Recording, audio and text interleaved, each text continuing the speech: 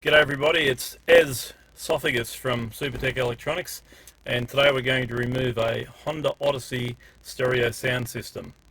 The tools you'll need today is a plastic spudger, a small flat screwdriver and a Phillips head screwdriver. Okay, so the first thing you'll need to do is take your gear shift and take it all the way down, otherwise it'll get in the way. Now we're going to remove this little section under here. There's a little tiny plastic flap that feeds in one end, like so, and we're going to pop it all the way down.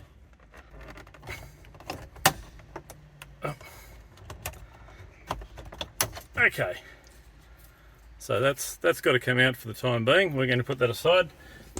Now, the stereo pretty well is just held in with the plastic surrounds, and there's two Phillips head screws that go in there. Ours have already been removed for video purposes. Once you remove those two screws, this whole stereo will come out. Now it's on clips, so you can use a plastic spudger between there and the dash. Once you've broken the back of the clips, the whole stereo will come out. Ours, as I say, is loose already, and it is held in with some electrical connections. You'll need to remove those. Don't worry about getting them in the wrong place. They only go in one hole.